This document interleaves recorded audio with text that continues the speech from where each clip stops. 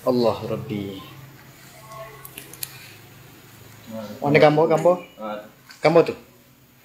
Yang lain ambil. Tapi gambar tu guru okey cantik bersih. Allah Rabbi. Masya Allah. Bilik arwah ayah saya dulu.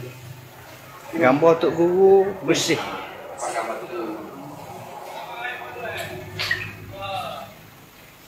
Dia kira lak tak? Tak lak ah? Tak lak. Tak lak. Masya Allah. Kita sekarang di kampung Sungai Sam. Sungai Sam. Sungai Sam. Sungai Sam. Okey. Rumah Zakaria Omar. Zakaria Omar. Dia panggil dia Pak Tia. Allah Rabbi. Tok Guru. Itu pasti ada dia. Allah Rabbi. Banyak semua. Allah bagi ujian. Rumah terbelah ni, terkesok ni ha. Tak berani nak buat. Gambar Tok Guru dah lekat seluk lah. Dah lekat seluk. Guru masa muda je. Masa muda lagi. La haula wala.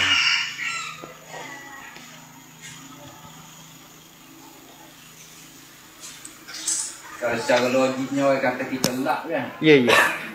Nanti kita pergi dekat lagi. Hari habis rumah di Kelapa. Bismillah.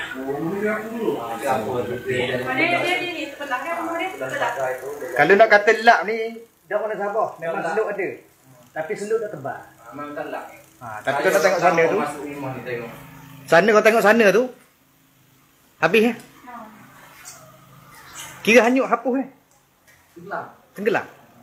Ni rumah dia tergalih sikit kan? Tergalih. Gambar Tok Guru.